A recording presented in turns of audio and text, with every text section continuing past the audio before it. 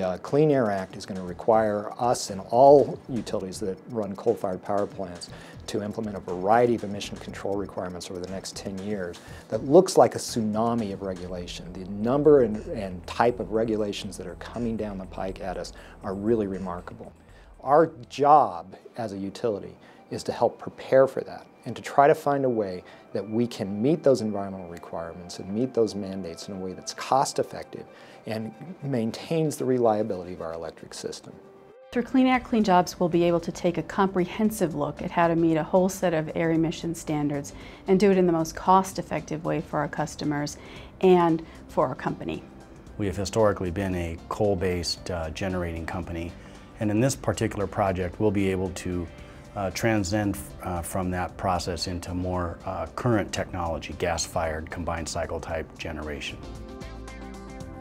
We started working with a number of stakeholders to help develop the Clean Air, Clean Jobs Act, to create the framework whereby we could go to the Public Utilities Commission and create this plan that would reduce our overall emissions to meet these future requirements of the Clean Air Act and other regulatory requirements. Typically, we would comply with air emission standards one at a time. So the legislation gave us the freedom, gave basically Colorado the freedom to look at them in a more comprehensive fashion and to look further out in time.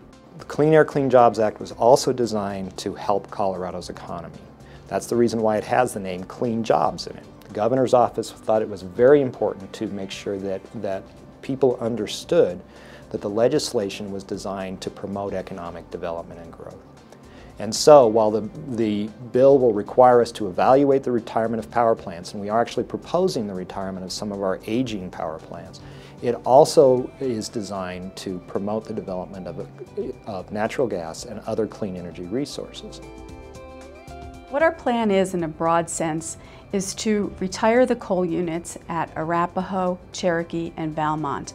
And then importantly, our plan includes replacing those megawatts as gas-fired capacity at Cherokee Station.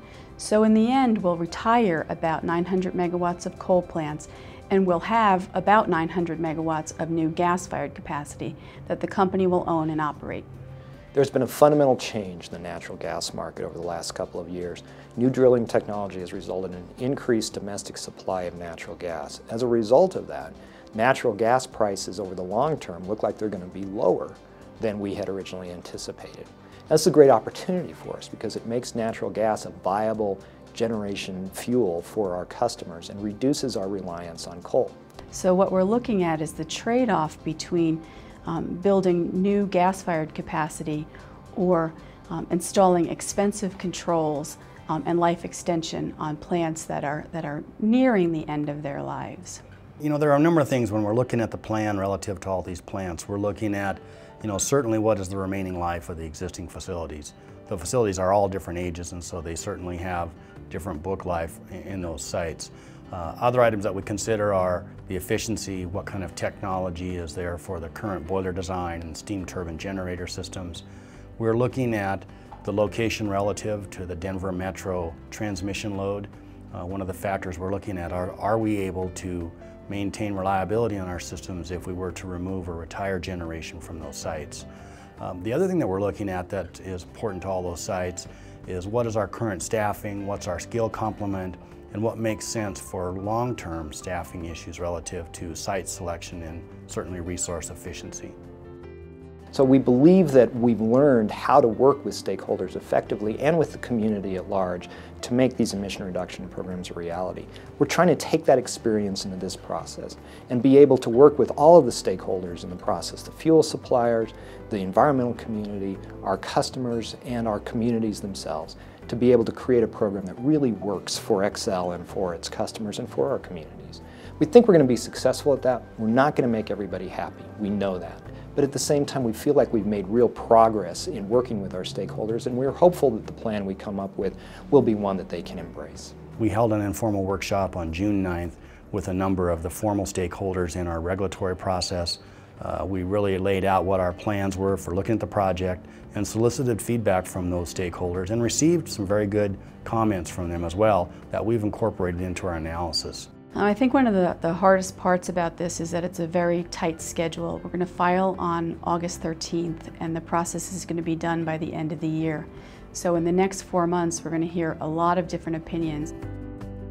I will say, as being the project executive for this particular project, early on, the company was under the impression that we believed we already knew what the best process was that we would pursue for this project. As we became more and more aware of the variables and the impacts and the options that we could look at, our final result today has been different than what we started with, based on data, O&M costs, impact to the consumer, what we can or can't do relative to efficiencies and renewables. So, it's been an interesting experience, and even with all of the technically competent people that work in our company, once you put the whole picture together, it looks way different than when it initially started. This plan should help us not only meet the 30% renewable energy standard that was also passed this legislative session, but it should help us exceed it. Because one of the limiting factors we have on how we integrate renewable energy is our coal plants. So by retiring some coal plants and replacing them with natural gas, our system will become more flexible. We know that working with the states, working with our legislatures, working with our local health department and environmental regulators, and working especially with our PUCs and our customers, we can find ways to achieve these environmental goals at lower cost than if we just fight it out on a stack-by-stack basis. Our customers are going to benefit from this plan in a couple of ways. They're going to get cleaner air, but they're also going to get lower rates than they would have if we had had to comply with these standards one at a time.